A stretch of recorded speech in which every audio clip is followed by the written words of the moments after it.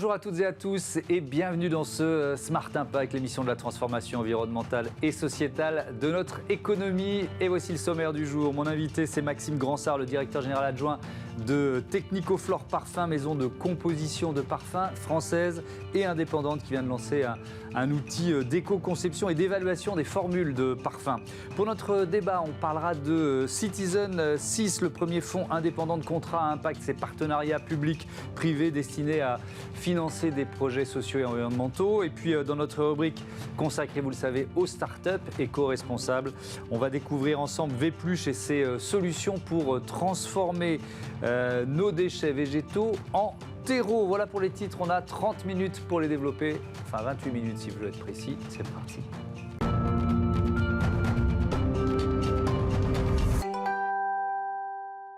Bonjour Maxime Gransart, bienvenue. Bonjour Thomas-Hugues, merci beaucoup. Vous êtes donc le directeur général adjoint de Technicoflore Parfum, entreprise créée en 1981. C'est toujours un groupe familial aujourd'hui ? C'est toujours un groupe familial français, indépendant.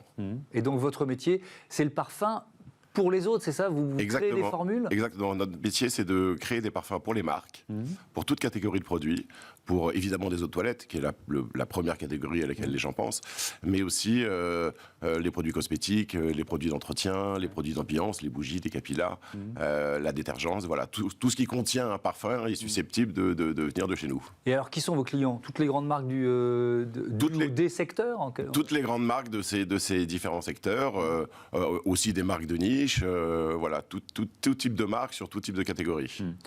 Les impératifs environnementaux, on va parler ensuite de ce Flore Index que vous avez créé, mais si on essaie d'être une vigie un peu de l'évolution, de la transformation environnementale et sociétale dont je parlais, ces impératifs, vous les voyez émerger depuis combien de temps chez vos clients ?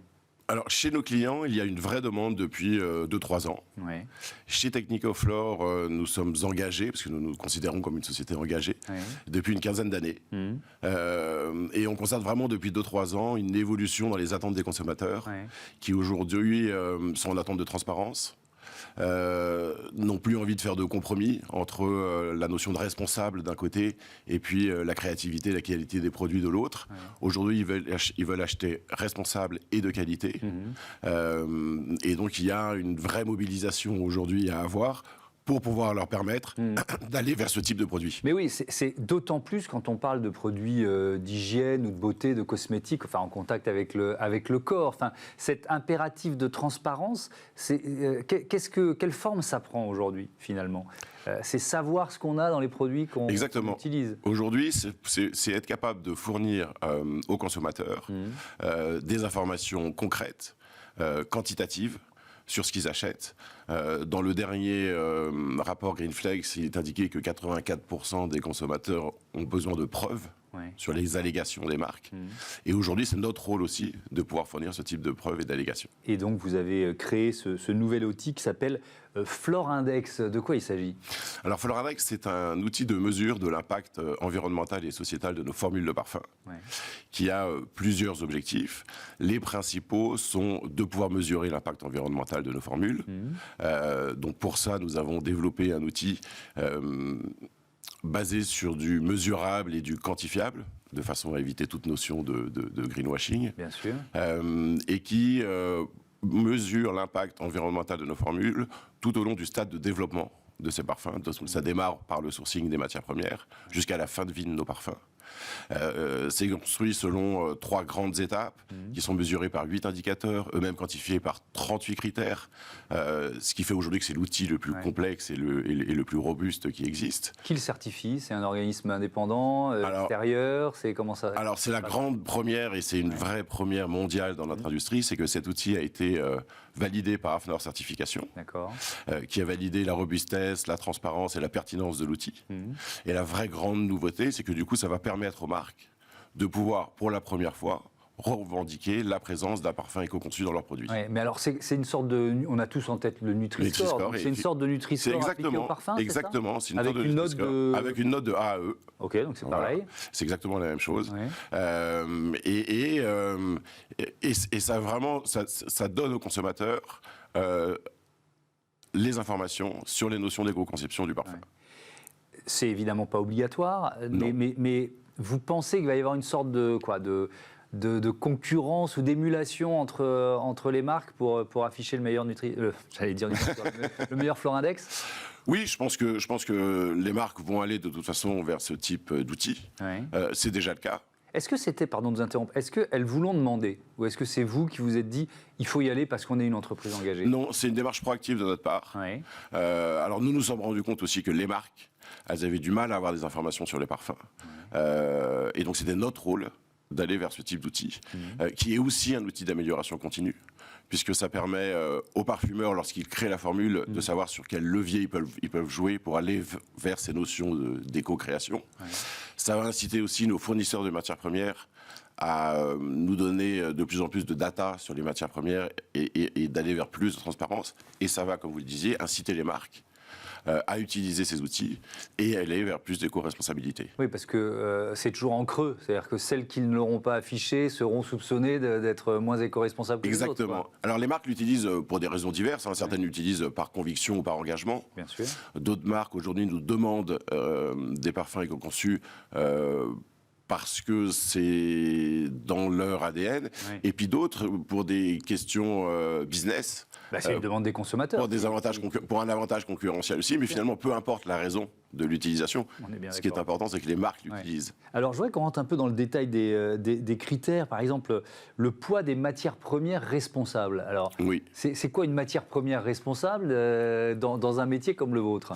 Alors, nous avons développé chez nous un outil qui nous permet justement de mesurer la responsabilité des matières. Et ça prend en compte le respect de la biodiversité, l'utilisation de processus de transformation avec des procédés issus de la chimie verte, les notions de commerce équitable. Voilà. Et donc ça nous permet de quantifier chacune des matières premières que nous utilisons comme étant responsables ou ne l'étant pas. Et donc là, ça repose sur ce que vos partenaires, vos sous-traitants, vos fournisseurs vous fournissent comme données. C'est ce que vous disiez tout à l'heure. Exactement. Des data, Exactement. Et aujourd'hui... Mais est-ce que tout le monde est en situation de le faire? Pas encore. Ouais. Pas encore. Les choses évoluent, doucement. Mais les choses évoluent. Et c'est aussi l'objectif de cet outil, c'est d'avoir une action sur nos parties prenantes et de les inciter à communiquer de plus en plus et à avoir plus de transparence sur les matières premières. Alors, vous évaluez aussi la toxicité d'un produit sur l'environnement. Alors, c'est vaste comme enjeu. Comment vous... selon quels critères, en fait? Alors, aujourd'hui, il existe des critères qui sont donnés par une réglementation européenne. Et c'est ces critères-là que nous utilisons, que nous évaluons et que nous notons, et qui sont réutilisés ensuite dans le calcul de l'outil. Sur l'énergie nécessaire à la production, est-ce que une usine de parfum, c'est très énergivore? Ça dépend des usines. Nous avons une toute nouvelle usine qui a été inaugurée il y a un peu plus d'un an. Qui est une à quel endroit? À côté de Marseille, à Allo. D'accord. Voilà, qui est l'usine la plus automatisée en France, mais aussi la plus éco-conçue, puisque le robot de pesée que nous avons mis en place est très peu consommateur d'énergie. Et nous démarrons là un grand plan d'indépendance énergétique, parce que notre objectif d'ici à 2 ans, c'est d'être à 80% autonome en énergie. Et donc l'usine sera encore moins consommatrice d'énergie. Bien sûr. Voire même peut-être à terme productrice. Qui sait, ça veut dire quoi? Ça veut dire du photovoltaïque, par exemple? Exactement. Bon, on a la chance d'avoir une usine dans le sud. Autant en profiter. Il fait beau presque tous les jours, donc c'est assez facile. L'impact du transport, j'imagine que vous le mesurez également. Oui. Quand on fait du parfum, il y a des matières premières qui viennent forcément de très loin. Oui. Et donc, là aussi, comment vous le mesurez et comment vous cherchez à le réduire ou comment vous pouvez le réduire? Alors, dans l'outil, nous prenons en compte le transport de chez nous vers nos clients. Aujourd'hui, le transport du lieu de fabrication ou de production de la matière première chez nous n'est pas encore inclus dans l'outil. Ce sera sûrement dans une version 2 ou version 3 de l'outil, mais évidemment ça a un impact environnemental. Je voudrais, il nous reste un peu plus d'une minute 30, il y a encore plein d'enjeux, mais il y a celui de la biodégradabilité d'une formule. Oui. Ça c'est important parce qu'on le sait, il y a par exemple des produits d'hygiène qui vont diffuser des molécules chimiques dans nos eaux usées, puis dans les rivières, puis dans les océans. Donc cet enjeu-là, est-ce qu'il est adressé par le secteur ? Alors cet enjeu-là... Et comment vous le mesurez? Alors nous, on le mesure au niveau de la formule de parfum, parce que nous avons développé un outil qui permet de mesurer au niveau de la formule. Ensuite, au niveau des marques. Les marques, aujourd'hui, sont en train d'évaluer, de calculer ce type d'outil, qui évidemment... Ça vient pas que du parfum, Non, ça vient du produit complet. Et puis ça dépend de son utilisation entre un produit rincé et un produit non rincé. L'impact n'est pas le même. Mais aujourd'hui, vraiment, les marques, il y a une vraie prise de conscience des marques. Et si on doit terminer sur un message un petit peu positif, c'est qu'aujourd'hui, les marques se sont regroupées, ce qui est rare, pour réfléchir ensemble à développer un outil de scoring. Il y a un consortium qui s'appelle le consortium Green Impact Index, qui aujourd'hui regroupe des grandes marques françaises ou des grands groupes, comme le groupe Rocher, Léa Nature, ou le groupe Pierre Fabre, ou Arco Pharma. Donc ils sont concurrents. Ils sont concurrents dans la vie. Tout le reste du temps. Mais aujourd'hui, ils réfléchissent ensemble pour aller vers une consommation plus responsable. Parce qu'il n'y a pas de choix. C'est-à-dire que la parfumerie de demain, elle devra passer par là. Parce que la parfumerie de demain, si elle veut continuer à exister, elle doit aller vers plus de transparence et d'éco-responsabilité. Merci beaucoup, Maxime Gransart, et à bientôt. Merci à vous. Sur Bismart, on passe à notre débat. Connaissez-vous les contrats à impact ?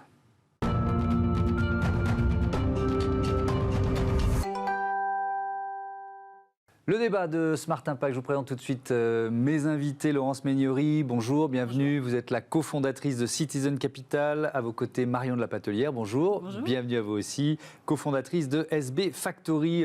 Vous lancez ensemble le premier fonds indépendant de contrat impact. On va expliquer de quoi il s'agit. Mais d'abord, même si vous êtes déjà venue, Laurence Meignery, redites-nous ce qu'est Citizen Capital. Citizen Capital, c'est un des premiers fonds d'investissement dits à impact, c'est-à-dire qu'on cherche à financer et accompagner des entrepreneurs, start-up, PME, qui ont un objectif d'impact qui est au cœur de leur stratégie, de leur modèle économique. Et on finance et on accompagne le déploiement de l'entreprise et de l'impact par la même occasion. Et vous êtes vous-même une entreprise à mission et une entreprise certifiée Bicorp. On est certifié Bicorp, vous êtes cohérente. On est société à mission. Et notre mission est aussi de continuer à défricher, et c'est une décision qu'on a prise, défricher des nouvelles voies de financement. Et ben, c'est ce qu'on va évoquer ensemble. On a 6 fonds aujourd'hui. 6 fonds, puisque là c'est le sixième dont on va parler. SB Factory, Marion de la Patelière, vous l'avez fondé en 2012 avec Pauline Euzet, cabinet de conseil en innovation sociale, c'est ça ? Exactement. Un cabinet qui accompagne les grandes entreprises, les porteurs de projets, associations, dans leur démarche d'innovation sociale, dans leurs projets à fort impact social et environnemental. Et très tôt, on s'est spécialisé sur les enjeux des financements pour ces projets. Et c'est là que nos chemins se sont croisés avec Laurence. Alors, on va commencer à rentrer un peu dans la définition. C'est quoi parce que Citizen 6, c'est le nom de ce fonds que vous créez ensemble. 6 comme contrat à impact social. C'est quoi un contrat à impact social ? Alors, un contrat à impact social, c'est 4 choses. C'est d'abord un projet porté par une association qui va en fait définir des indicateurs de succès. Et c'est un outil de financement qui va venir financer ce projet. Donc, des indicateurs sont fixés et un évaluateur indépendant va venir évaluer ces résultats. Donc, on a un porteur de projet, un outil de financement qui va financer ce projet, des indicateurs définis et un évaluateur qui évalue l'impact. L'État rembourse les investisseurs en cas de succès des projets. C'est ça, l'innovation dans l'innovation. Oui. Donc on est vraiment dans du partenariat public-privé. Laurence Meignery, pourquoi ça cadre ? Alors je vois bien pourquoi, mais vous allez me l'expliquer avec finalement la mission, les objectifs de Citizen Capital. Je pense qu'on considère que Citizen Capital, c'est une boîte à outils pour répondre à des besoins fondamentaux qu'on a listés et que historiquement, auxquels on essaie de répondre à travers des entreprises. On a quand même vu qu'il y a un certain nombre de besoins fondamentaux auxquels l'entreprise ne peut pas complètement répondre. L'insertion de gens éloignés de l'emploi, la question de la récidive de prisonniers. Enfin, il y a des sujets durs auxquels s'attaquent des associations, auxquels ne peuvent pas forcément s'attaquer des modèles économiques d'entreprise. Ouais. Et ces associations, elles ont besoin de financement. Et ces associations ont besoin de financement et de financement, pas sur une année ou deux, de financement un peu long terme. Et chez Citizen, c'est ce que je disais tout à l'heure, je pense on a confirmé il y a 3-4 ans que notre mission, ce n'était pas uniquement de lever des fonds d'impact, de private equity, c'était aussi d'aller défricher des nouveaux sujets, des nouveaux terrains pour répondre à des besoins un peu complexes. et qu'on va aller chercher les modèles économiques qui vont avec. Et financer les associations, ça nous paraît très complémentaire de ce qu'on fait par ailleurs. Est-ce que c'est une nouvelle forme de philanthropie ? Alors, en réalité, c'est ni de la philanthropie, ni un investissement classique. Et c'est peut-être aussi là où on trouve qu'il y a un sujet aussi intéressant du point de vue de l'investisseur. L'investisseur vient dans ce type de fonds pour récupérer sa mise. Donc, de ce point de vue-là, ce n'est pas de la philanthropie. C'est-à-dire qu'il investit sans, logiquement, il va récupérer le principal, sans, avec un petit intérêt plutôt symbolique. Qui sera remboursé par l'État, par la puissance publique, c'est ce qu'on a bien expliqué. Rémunéré, remboursé par la puissance publique. Si les objectifs sont atteints. Donc, on ne vient pas là pour un gain financier important, on vient plutôt là pour avoir un impact profond.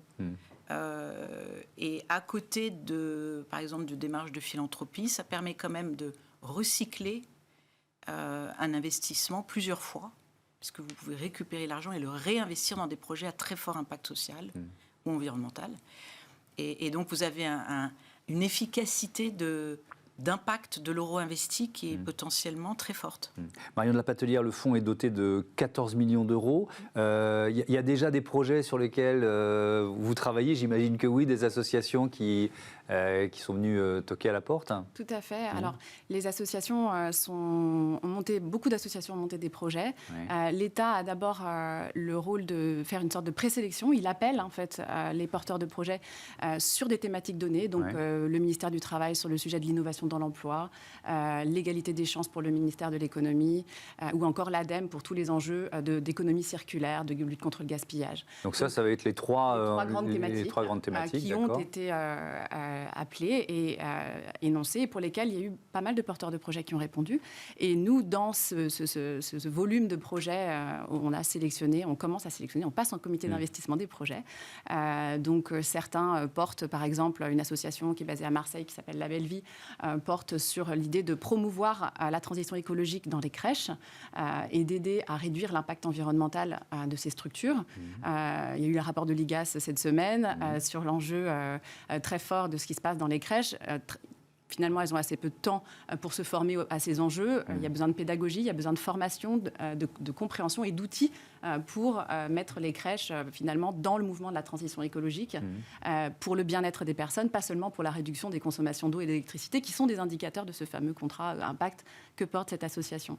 Mais on a aussi une association, par exemple, une association qui a monté un projet en Belgique et qui s'appelle Duo for a Job et qui, elle, favorise l'insertion professionnelle de réfugiés en situation de régularité sur le territoire ou issus de l'immigration récente, et pour lesquels, finalement, l'accès à l'emploi est extrêmement complexe parce qu'ils n'ont pas les codes, ils n'ont pas le savoir-être, pas les réseaux. Et donc, évidemment, ils sont victimes de beaucoup de discrimination. Et cette association a testé un modèle, un duo, un binôme, un acteur, un homme ou une femme de 50 ans, enfin de plus de 50 ans, qui a déjà une expérience professionnelle, en binôme avec un jeune de 18 à 33 ans. Et ensemble, évidemment, ils vont aller beaucoup plus loin, un jeune réfugié, ils vont aller beaucoup plus loin que s'ils ne bénéficient pas d'accompagnement. Et là, on a un contrat qui tourne autour de 3 millions d'euros et pour lesquels dans lequel on va investir et pour permettre à 1000 duos d'être formés en France, à Lille, Marseille et Paris, et ainsi favoriser l'insertion dans l'emploi. Ça peut être des enveloppes de quel montant, Laurence Méniori ? Ça peut monter jusqu'à quoi? Nous, on investit jusqu'à 1,5 million. D'accord. À peu près un tiers, en fait. On prend 30% des montants. On co-investit avec d'autres. D'accord. Et on investit effectivement un tiers. La notion d'objectif atteint, qui est évidemment au cœur de ces contrats impact social, est-ce que ça oblige les associations à se professionnaliser d'une certaine façon? Qu'est-ce que vous diriez là-dessus, Laurence Méniori? Ça les oblige probablement à réfléchir à leurs indicateurs d'impact d'une manière beaucoup plus rigoureuse, puisque les associations ayant un impact naturel ne sont pas forcément les premières finalement à formaliser cet impact. Ça leur oblige aussi à réfléchir à ce qu'elles apportent comme contribution à la collectivité, à la puissance publique. Et comme le contrat impact est très lié à la notion d'euros dépensés par la collectivité, d'innovation dans les politiques publiques, le contrat impact est vraiment construit, et ces indicateurs d'impact aussi, en fonction de ce qui bénéficie à l'intérêt général, ou en tout cas à la puissance publique, aux politiques publiques. Et donc, ça crée un lien avec les politiques, enfin, avec les acteurs ministériels, les administrations, qui est très intéressant, parce que les associations ne travaillent pas forcément tant que ça avec la puissance publique, elles travaillent à côté. C'est là qu'est la magie un peu de l'outil contrat impact, parce qu'on rassemble en fait autour du berceau, autour des projets, un peu toutes les bonnes fées, et souvent des acteurs qui en fait travaillaient sur des problématiques un peu similaires. Sans trop se parler. Exactement, sans trop se parler. Et le contrat impact, nous on aime bien dire que ça rassemble un peu les bonnes fées autour du berceau, aussi pour faire bouger les lignes des politiques publiques. Finalement, les associations, pour nous, elles arrivent, elles sont déjà prêtes, elles sont déjà, elles commençaient à s'outiller, et il faut aussi faire bouger la puissance publique qui n'avait pas forcément les codes. C'est les deux en fait, c'est vraiment. Oui, et puis qu'il a une sorte de garantie d'efficacité. C'est-à-dire que ce sont les investisseurs privés, si j'ai bien compris, qui prennent le risque. Exactement, les investisseurs privés prennent le risque, mais finalement, ils prennent le risque d'une innovation. L'innovation sera testée, et même s'il fallait la faire évoluer, d'ailleurs, le contrat impact, Laurence le disait, il est plutôt sur 5 à 6 ans, et il permet, c'est un contrat sur résultat, donc on donne les moyens aussi de faire évoluer. Quand il y a eu la crise Covid, les associations ont dû revoir leurs projets, celles qui étaient dans des contrats impact, elles ont eu la possibilité de revoir leur programme. Mais vous l'avez évoqué,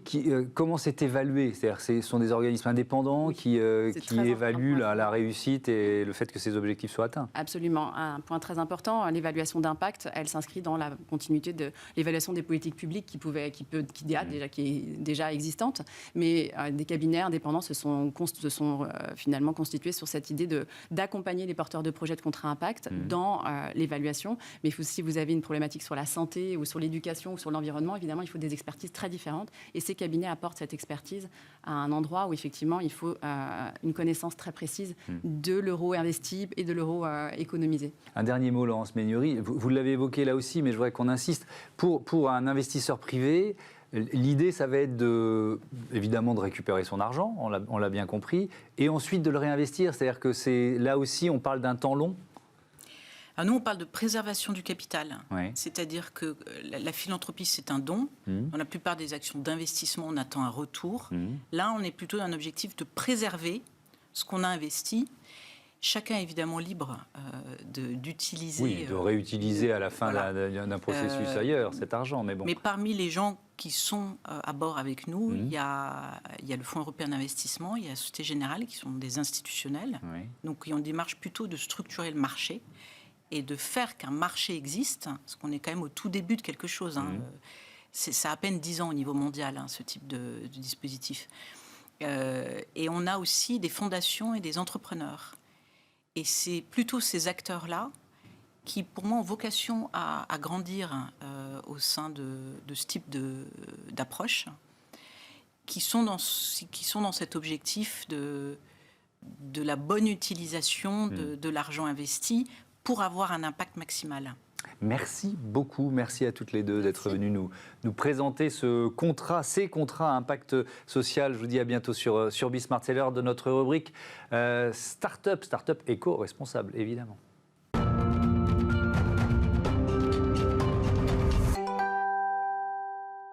Smart Ideas avec Clara Duchalet, bonjour. Bonjour. Bienvenue, vous êtes la cofondatrice, la présidente de Vplush, entreprise créée fin 2018. C'est quoi votre mission? Valoriser nos biodéchets, c'est ça? Tout à fait. Vplush, c'est une société d'économie circulaire appliquée aux biodéchets. Donc le principe, vous le savez peut-être, il y a trop de déchets organiques, donc alimentaires, dans nos poubelles. Il y en a environ 30%. Et nous, l'idée qu'on a, c'est de sortir cette matière organique de la poubelle pour lui donner une seconde vie au lieu qu'elle aille en incinération ou en enfouissement. L'idée, c'est de lui donner une seconde vie sous forme d'énergie ou de compost. Et nous, on va un petit peu plus loin. On produit du terreau, le très organique, qui est donc un terreau français enrichi en compost, qui est redistribué auprès des fleuristes et dans les villes. Très organique, c'est le nom de la marque, en quelque sorte. C'est ça. La loi, elle change, elle impose le tri des biodéchets aux particuliers à partir de janvier prochain, si je ne me trompe. Est-ce que vous diriez, vous qui êtes en contact direct avec les uns et les autres, que les municipalités ou les professionnels sont prêts à ça? Loin de là. Si vous voulez une réponse honnête, je vois votre visage. Je pense qu'on peut toujours être mieux préparés. Oui. Je pense que les années de confinement n'ont pas aidé à mettre en place cette préparation, justement. Oui. Après, vous savez, la gestion des déchets, c'est très lié aux collectivités. Donc on a des collectivités qui sont très avancées. D'ailleurs, c'est une réglementation européenne, donc on a des pays qui sont particulièrement en avance depuis des années. Lesquels? L'Italie, Oui. l'Allemagne, les pays du Nord. Alors là, donc l'Italie, c'est plutôt surprenant, on pourrait dire, mais ça fait des années qu'ils trient les déchets, et pas la France. Plutôt avec des containers dans les rues, les gens qui vont avec leur sac et qui le déposent, c'est ça le système privilégié en Italie, ou il y a différents systèmes? Alors en Italie, on a plutôt des collectes en pied d'immeuble. C'est l'équivalent du bac jaune du recyclage qu'on a par exemple en région parisienne. Et ben on a un bac marron où il y a tous les biodéchets de l'immeuble. Mais en ce qui concerne Paris, d'après notre connaissance de l'écosystème, on ne peut pas avoir un bac marron dans chaque immeuble. Donc là, je prêche pour la paroisse de la ville de Paris, ce qui est pas mon rôle initial, mais on voit qu'il y a du coup d'autres solutions qui sont mises en place. Il y a des bornes pour les particuliers qui sont mises en place. J'ai commencé à en voir quelques-unes. Voilà. Il y a aussi des lombricomposteurs qui sont distribués gratuitement si on en fait la demande à sa mairie. On a tous les composteurs de quartier qui sont souvent saturés d'ailleurs, parce que la demande est beaucoup plus importante que l'offre. Mais il est vrai que chez Vépluche, à l'heure actuelle, on est plutôt orienté vers les professionnels. Oui, alors j'allais vous poser ça. Voilà. Comment vous récupérez finalement? Qui sont vos partenaires et quel est le chemin des biodéchets jusqu'à ce terreau? Le prisme de départ, c'est vraiment la micro-logistique en ville. Alors, pourquoi je vous dis ça? Parce que la loi que vous avez évoquée tout à l'heure, elle existe depuis des années, c'est depuis 2010. Mais les seuils évoluent d'année en année jusqu'à zéro à partir de l'année prochaine. Donc nous, on s'est lancé en 2018, comme vous le disiez, et on a voulu combler le vide qu'on a observé chez les commerçants. Donc les métiers de bouche, la restauration, les artisans, les fleuristes, on a vu que finalement, ils étaient trop petits pour intéresser les gros acteurs du biodéchet qui étaient déjà présents. Et donc, on a voulu proposer une solution locale avec du vélo cargo, des utilitaires électriques légers, et que ce soit avec une logistique la plus optimisée possible, mais en collectant des petites quantités. Et on fait partie des rares aujourd'hui, des rares acteurs à pouvoir collecter ces micro-gisements, tels qu'on les appelle, auprès de la restauration. Donc, le principe, c'est d'offrir une prestation. Donc voilà, le restaurant s'engage et il paye, c'est vraiment un budget pour que nous venions toutes les semaines collecter ces biodéchets pour les valoriser. Et donc tous les mois, on va offrir un peu de terreau en contrepartie. D'accord, merci beaucoup Clara Duchalet et bon vent à Vépluche. Merci d'être venue nous présenter votre entreprise. Voilà, c'est la fin de ce numéro de Smart Impact. Je voudrais remercier Louise Perrin qui s'occupe de la programmation et de la production, assistée aujourd'hui de Marie Billat. C'était Théo Boscar, le réalisateur de l'émission. Et pour le son, on faisait confiance à Saïd Mamou. Merci à toutes et à tous de votre fidélité à Bismart. Je vous dis à très vite.